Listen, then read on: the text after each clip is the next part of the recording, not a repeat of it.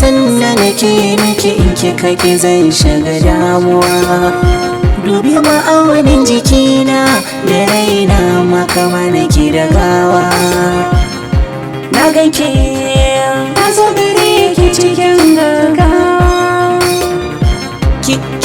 Ki aminta da soyayyata. Abinda na sani ɗaya ne ya wajata. In san ki ya mamaye mini zuci zobe.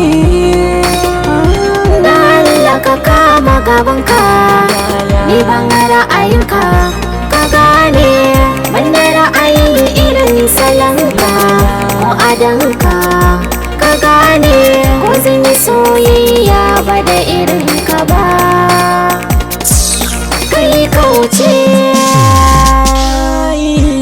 idan ka zuci baka zan furta. Ki aminta zuci da ke sanyin kawa. aiwa so dole kama gabanka ka bar ni ba da ni ba. Ke nake so, ni ke nake so.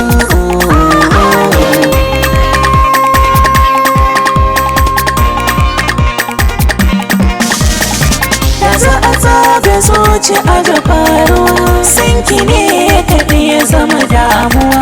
Lura da abin da yake kasantuwa, da zaki yarda gunki na samu karabuwa. Yana bara almajiri ba a bashi ba. Ki bani so zuci Allah ya shi karɓa. In kika ki da tabbacin zai sha guba. Ita tiroyin da baki taɓa ganin sa ba.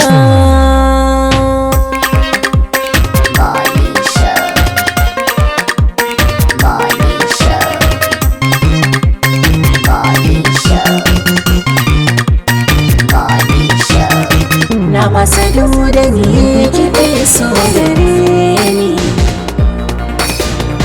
Bana ganin ma alamun da za ki so ni.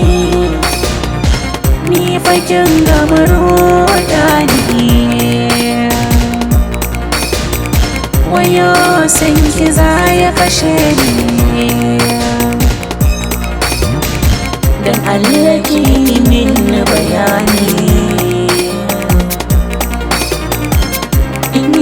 Da kike so ki aminta da soyayya. Kai rawa rawa rawa rawa in ga ko zai burge ni. Shine abin da na yi makawa, sannan rawa yana ratsa ni. Wani shota ka kai sa'ar tsintuwa.